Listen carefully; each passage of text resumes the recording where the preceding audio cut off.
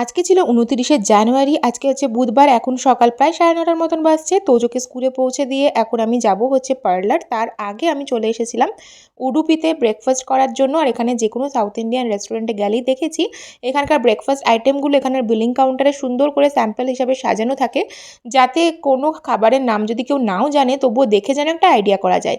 আমি এখানে নিয়ে নিয়েছিলাম টমেটো উত্থাপ্পাম, যেটা ফার্স্ট টাইম আমি ট্রাই করেছি আর ভীষণই আমার ভালোই লেগেছিল খেতে। তারপর আমি পার্লারে চলে এসেছি। এখানে আমার ফেসিয়াল থ্রেডিং হয়ে যাওয়ার পরে আমি বসে পড়েছিলাম হেনা অ্যাপ্লাই করার জন্য। হেনাটা আমি বাড়ি থেকেই নিয়ে আসি, আগের দিন রাত্রেবেলাতেই ভিজিয়ে রাখি। তবে অ্যাপ্লাই করার জন্য এখানেই আসি, কারণ এরা এত ভালোভাবে অ্যাপ্লাই করে দেয়, কোনো লেন্থ কোনো কিছু বাদ যায় না। আর আমি নিজে নিজে করতে গেলে চারিদিকটা ভীষণভাবে নোংরাও হয়ে যায় আর ঠিক মতনভাবে পারিও না, সেই জন্য। তারপরে ২-৩ ঘন্টা মতন রাখার পরে আমি চুলটাকে আজকে প্লেন ওয়াটার দিয়ে ওয়াশ করে নিয়েছিলাম। আজকে শ্যাম্পু করিনি, কালকে হচ্ছে শ্যাম্পু করব, আজকে রাত্রে গরম তেল লাগানোর পরে।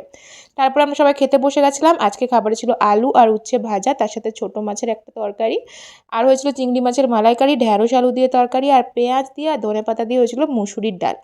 যে কোনো রকমের খাবারই হোক না কেন তার সাথে টমেটো মাখা এখন হয়ে গেছে মাস্ট, কারণ আমার তো ভীষণই ভালো লাগে, ডাল দিয়ে খেতেও ভীষণভাবে ভালো লাগে।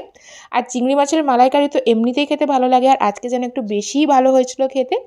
অনেকগুলোই মেনু হয়েছিল। আর এখন চিংড়ি মাছটা আমার তো ফেভারিট বটেই, সবসময়তে আমার ফেভারিট ছিল। আর তার সাথে সাথে এখন তোজোরও ভীষণভাবে চিংড়ি মাছ ফেভারিট হয়ে গেছে।